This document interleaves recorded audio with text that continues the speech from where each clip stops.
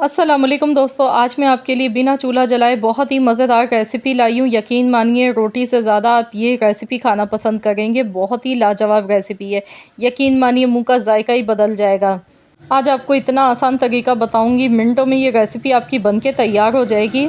अगर आपका भी इस शदीद गर्मी के मौसम में सालन पकाने का दिल नहीं चाहे तो आप ये रेसिपी बना सकते हैं। इसे बनाने में मुश्किल से 3 से 4 मिनट लगते हैं।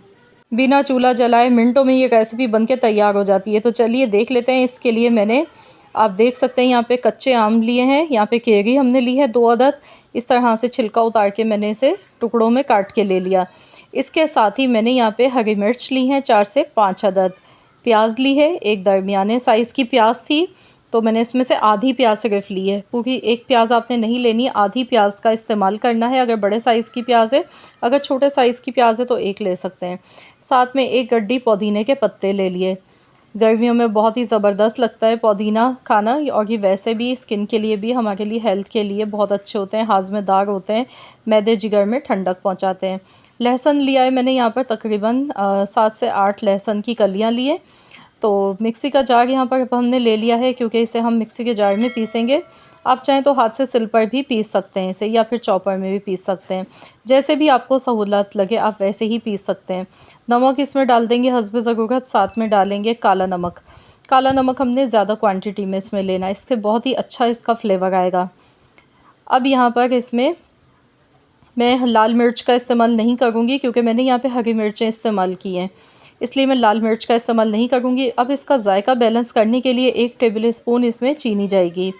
इससे इस चटनी का जो जायका है वो बहुत ही ज़बरदस्त आएगा। तो आप लोग ज़रूर इस तरह से बनाकर देखिएगा।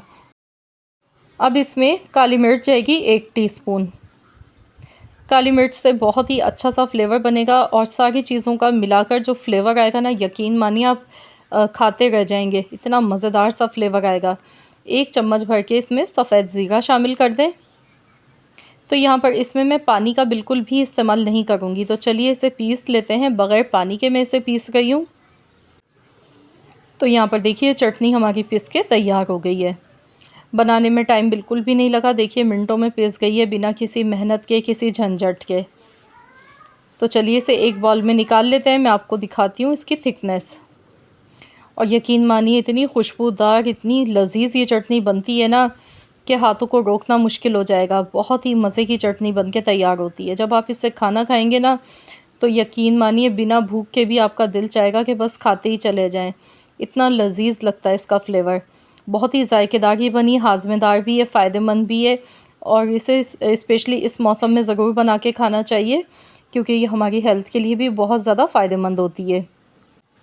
तो बस इस रेसिपी को ज़रूर ट्राई करें, अपना फ़ीडबैक मुझे दें। आप इसे 1 दिन बना लें, 2 दिन रख के आप इसे खा सकते हैं, फ्रिज में रख लें, ये ख़राब नहीं होगी 2 दिन तक। तो बस आप इसे नान, चपाती, पराठों के साथ खाएं, चावल के साथ खाएं, जैसे दिल चाहे आप खा सकते हैं। बहुत ही मज़ेदार ही लगती है।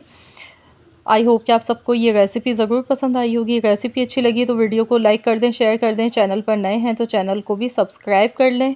मिलते हैं इंशाल्लाह ताला नेक्स्ट रेसिपी के साथ। तो जब तक के लिए अल्लाह हाफ़िज़।